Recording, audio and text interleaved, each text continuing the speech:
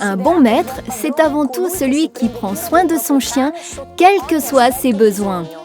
Cependant, il ne faut pas oublier que s'occuper de lui ne veut pas dire se contenter de le sortir pour lui faire ses besoins et lui donner à manger 2 fois par jour. S'occuper de lui, c'est aussi et surtout satisfaire les besoins primaires que lui dicte sa mémoire génétique. Le Jack Russell Terrier est un chien au caractère très fort. Courageux, volontaire, c'est un chien dominé par ses instincts et pour trouver son maître, il a besoin de défouler son agressivité dans une activité physique. À ce sujet, évoquons les soins de base. Donnons la parole à notre médecin vétérinaire.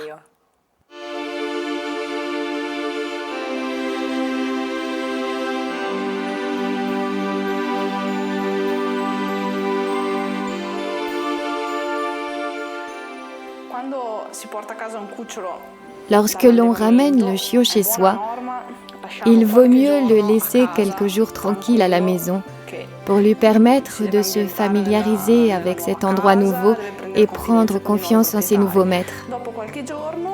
Au bout de quelques jours, on peut l'emmener chez le vétérinaire de famille qui vérifiera que les vaccinations ont bien été effectuées par l'éleveur et qui contrôlera les selles du chiot pour s'assurer qu'il n'a pas de parasites intestinaux et, le cas échéant, le traiter en conséquence. Les pathologies les plus couramment rencontrées chez le Jack Russell sont la luxation de la rotule et la nécrose aseptique de la tête fémorale. En ce qui concerne la luxation de la rotule, c'est une pathologie congénitale et héréditaire. La pathologie de la nécrose aseptique de la tête fémorale est au contraire une pathologie particulière, se manifestant dès les premiers mois de la vie du chien. Elle est due à une ischémie de la tête du fémur qui, n'étant plus vascularisée normalement, se nécrose, entraînant des douleurs vives chez l'animal qui ne pose plus la patte par terre et boite de manière ostensible. La luxation de la rotule est génétique. On peut en prévenir l'apparition en intervenant en amont, en examinant tous les chiens destinés à la reproduction. En ce qui concerne la nécrose aseptique de la tête fémorale, on suppose une composante génétique dans l'apparition de cette maladie.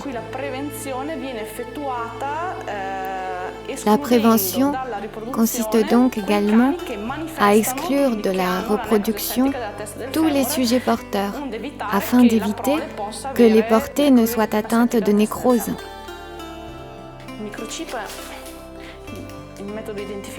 La puce électronique permet d'identifier le chien et remplace le tatouage. Il faut d'abord vérifier le bon fonctionnement de la puce électronique que l'on va injecter en utilisant un lecteur spécifique.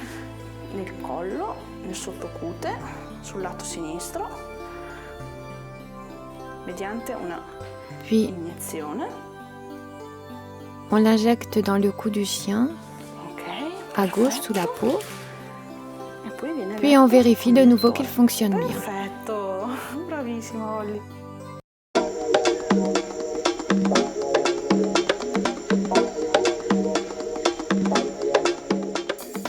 Lorsque le petit Jack Russell naît, il se nourrit uniquement du lait de sa mère pendant les 20-25 premiers jours.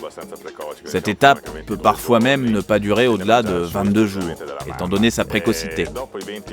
Au bout de 22-23 jours, on peut commencer le sevrage, en lui donnant d'abord des bouillies à base de lait, d'œufs et de mie de pain. Puis on habitue le chiot à une alimentation diversifiée, d'abord liquide, puis de plus en plus solide, en ajoutant progressivement à cette base des aliments pour chiots jusqu'à arriver au bout de 50-60 jours à une alimentation constituée uniquement d'aliments pour chiots. L'alimentation basée sur des aliments industriels pour animaux permet au maître de ne pas commettre de graves erreurs en termes de déséquilibre nutritionnel. Il ne faut surtout pas donner à l'animal des quantités supérieures à ses besoins. attention au chocolat et aux aliments gras qui font partie de notre alimentation. Un peu de viande de temps à autre ne peut pas lui faire de mal. Elle lui permet même d'utiliser les sucs gastriques qu'il produit, mais ça ne doit pas devenir une habitude. Carnivore, le chien a certes besoin de viande, mais si on lui en donne des quantités supérieures à ses besoins sans que ce type d'alimentation ne soit équilibré par un apport de matières grasses et de vitamines, on peut provoquer des troubles graves, entravant la construction osseuse du squelette ou pouvant se traduire par des problèmes cutanés. Donc, à moins d'être un spécialiste en diététique animale, il vaut mieux préférer une alimentation toute prête, mais équilibrée.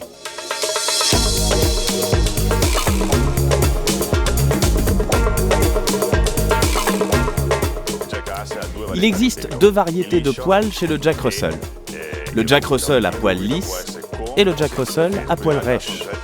Le poil rêche peut être fil de fer, c'est-à-dire dru et dur. Il existe donc en fait 3 variétés de poils. Le poil lisse, ce n'est pas un poil ras. Il doit même être assez épais et solide afin de protéger la peau de l'animal lorsqu'il est dans une tanière. Le poil rêche existe en version fil de fer ou non. Il peut y avoir des poils plus longs sur toute la surface du corps, surtout sur la tête ou sur les pattes, la queue et le museau. Dans ce cas, cela ne concerne que des zones limitées et le poil se situe entre le poil lisse et le poil rêche. Le toilettage du Jack Russell Terrier à poils durs et broken consiste principalement dans le stripping. C'est une technique qui permet d'éliminer le poil en excès avec un peigne-couteau sans entamer la rusticité originale de la race. Puis avec les ciseaux à dents, on raccourcit le poil sur les cuisses et les pieds. On peut nettoyer les oreilles avec un simple mouchoir en papier. Mais si on souhaite une hygiène plus rigoureuse du pavillon auriculaire et si l'on veut lui couper les griffes, il vaut mieux s'adresser au vétérinaire. En revanche, les soins d'hygiène quotidienne se résument à un simple coup de brosse. En ce qui concerne le Jack Russell Terrier à poils lisses, un bain 1 fois tous les 3 mois est suffisant.